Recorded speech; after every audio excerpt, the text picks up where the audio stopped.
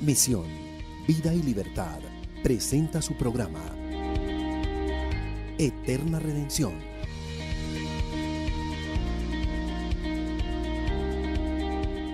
Redención al cautivo.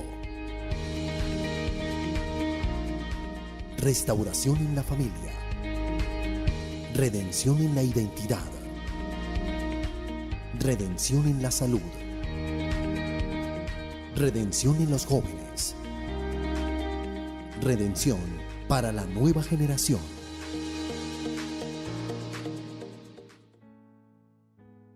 Bueno, qué bendición de Dios nuevamente poder estar con todos ustedes, amados amigos televidentes en Colombia y el mundo. Su programa Eterna Redención, como ya usted lo sabe, se transmite todos los domingos 9 de la noche. Informes a través de las líneas que aparecen en pantalla. Si usted desea congregarse, no tiene un lugar donde congregarse, con gusto puede comunicarse a través de estas líneas, tomar nota de las direcciones de las diferentes sedes de su iglesia, Misión Vida y Libertad, que aparecen en pantalla. Bueno, damos gracias a Dios por este momento que Dios nos permite estar nuevamente con mi hermana Irma Luz Mendoza de La Voz. Lo decíamos en nuestro programa el domingo pasado, y ella nos contaba parte de su testimonio, así que damos la bienvenida a mi hermana, bienvenida nuevamente.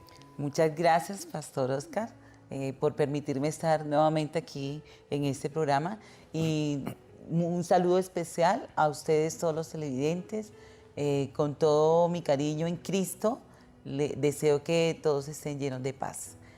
Pues sí, Pastor, el domingo pasado estábamos acá hablando de ese testimonio y quedamos como que en el inicio, porque es tan largo el testimonio de este paso que yo di, un paso muy difícil, porque no es tan difícil vivirlo.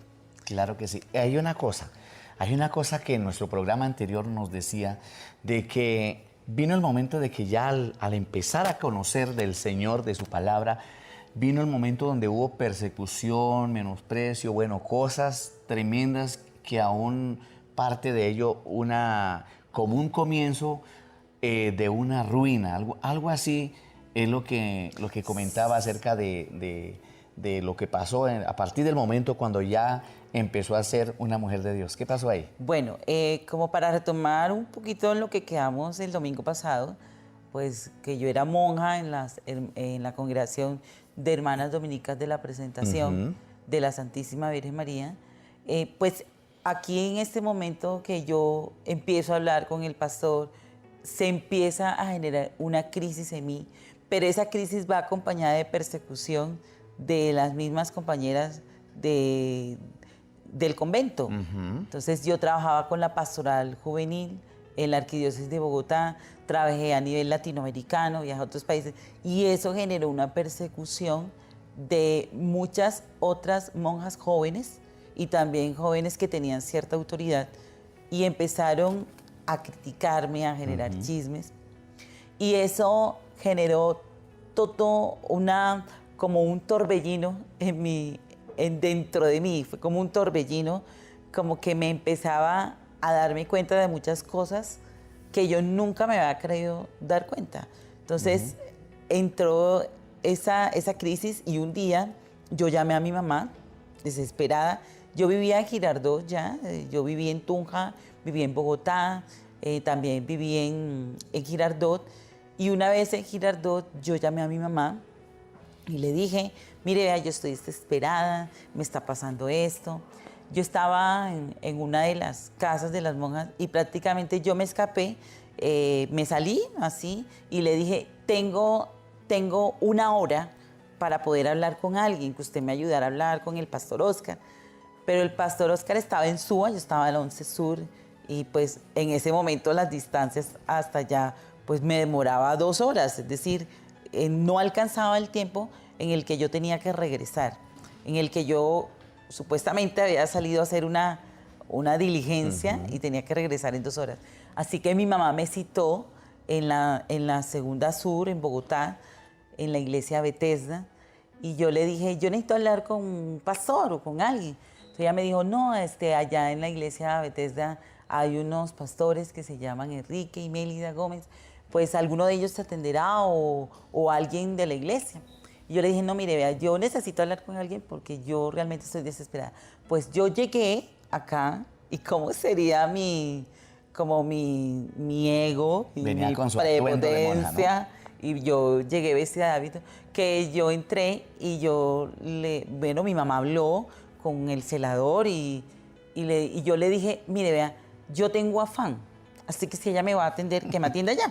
Poniendo condiciones. Sí, poniendo condiciones como ese ego y como esa prepotencia.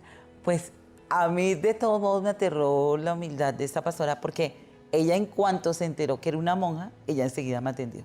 Inmediatamente. Y yo le comenté toda la crisis, le comenté todo lo que había pasado en la situación que tenía, pero que a mí me daba miedo salir.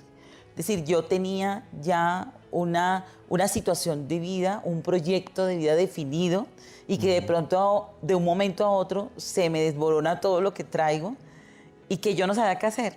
Y ella me empieza a aconsejar en esas de optar por una vida de mujer, de casarme, de poder servir a la iglesia de otra forma.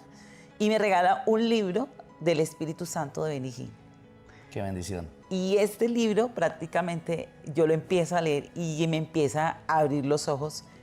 Y a partir de la lectura y de la reflexión de este libro, es como yo me empiezo a dar cuenta de muchas cosas que pasaban. Es decir, se me abren esos ojos del entendimiento espiritual y yo empiezo a sentir cosas que yo pensé que yo estaba loca y también a darme cuenta de situaciones que se daban dentro del convento que yo nunca se me ha dado por reflexionarlas, por analizarlas. Estaba con una ceguera, ¿cierto? Exacto, lo que se llama la ceguera espiritual.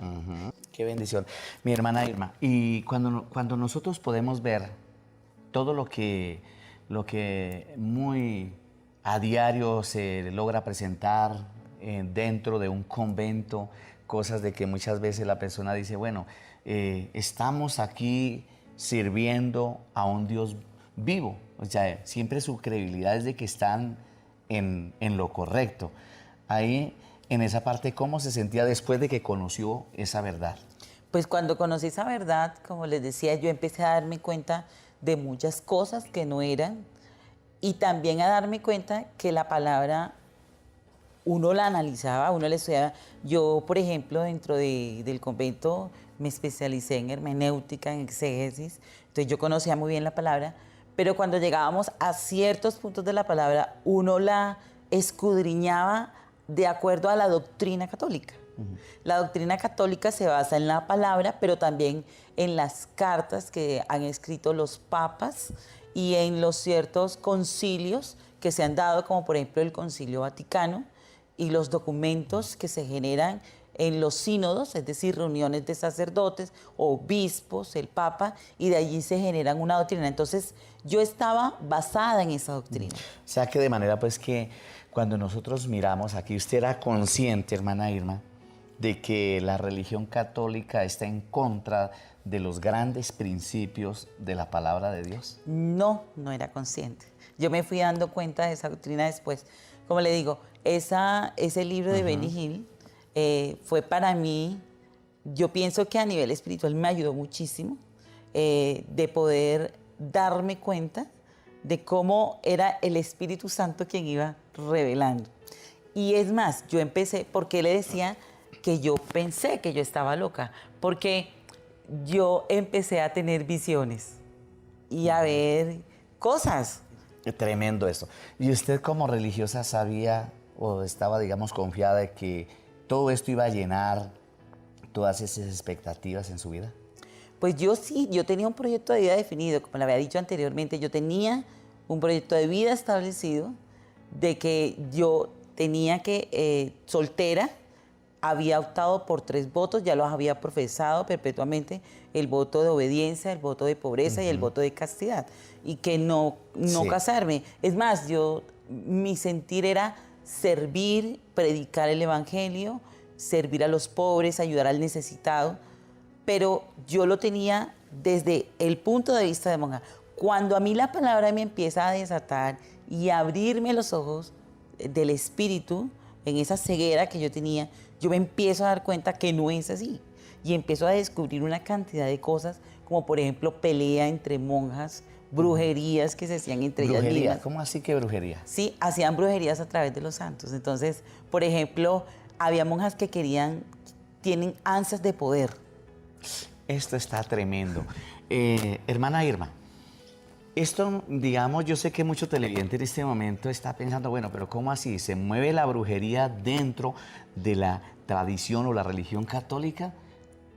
Sí, sí se mueve. Pues en lo que yo vi, sí se mueve. Lo que pasa es que yo estaba espiritualmente ciega.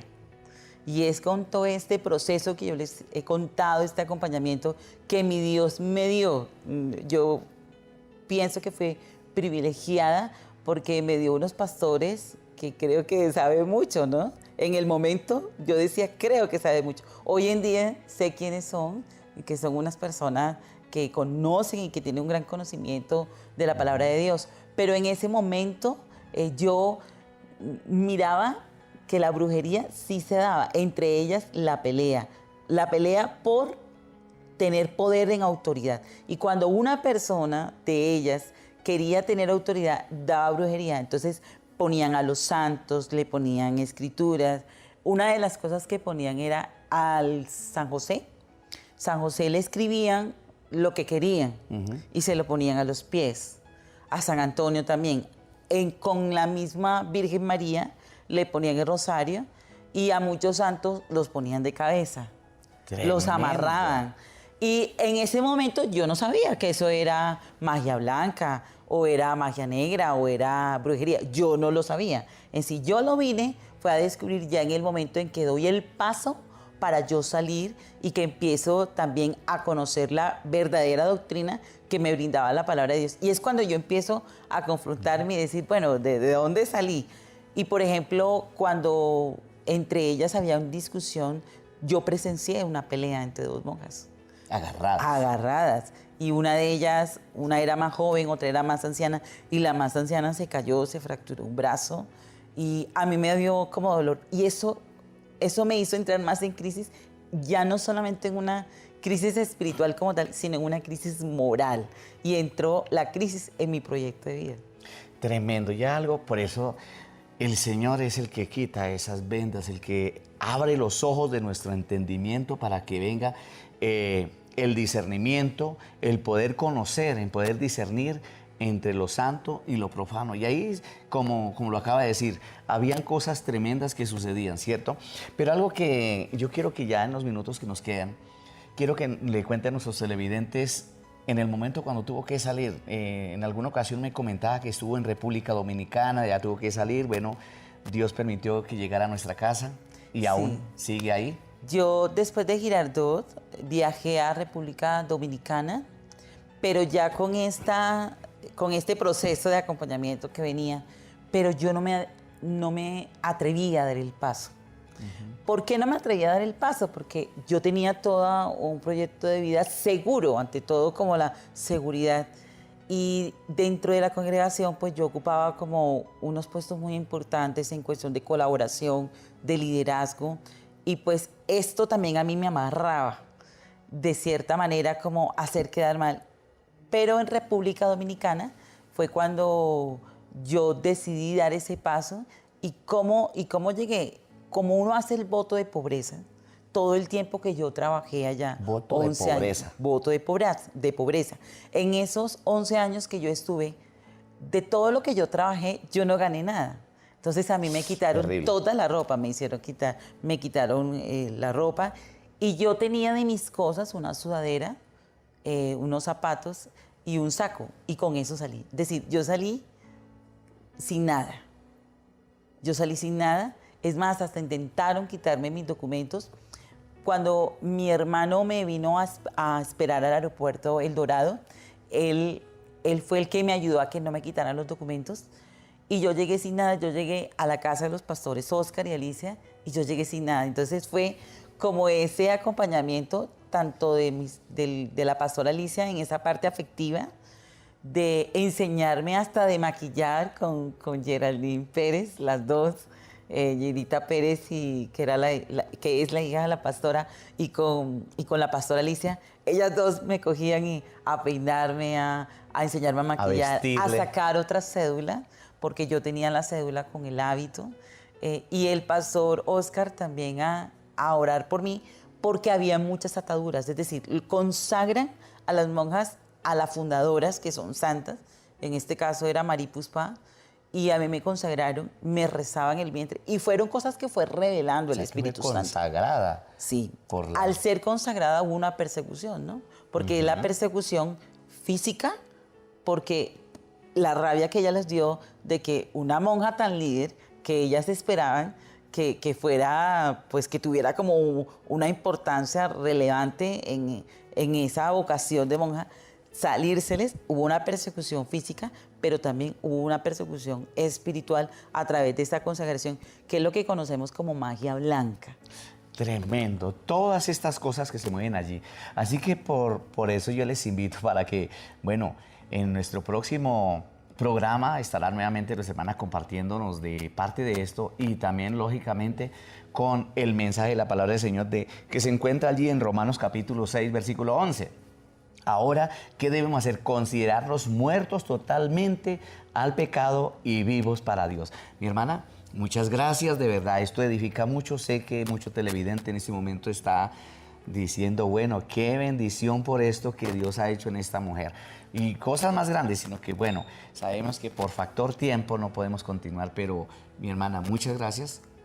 Sí, y decirle a los televidentes que hay que nacer de nuevo, no hay que tener miedo, porque uno muchas veces está agarrado a todo lo que a uno le da seguridad, pero Cristo hace que esas seguridades se le vuelvan a uno un tormento para que uno pueda nacer de nuevo.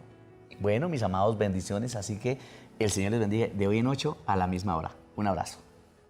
El pastor Oscar Pérez te enseña cómo Dios puede restaurar la familia, los jóvenes y la nueva generación en su programa Eterna Redención. Todos los domingos a las 9 de la noche, solo aquí en CMB Televisión, lo mejor para ver. Misión, Vida y Libertad presentó su programa Eterna Redención.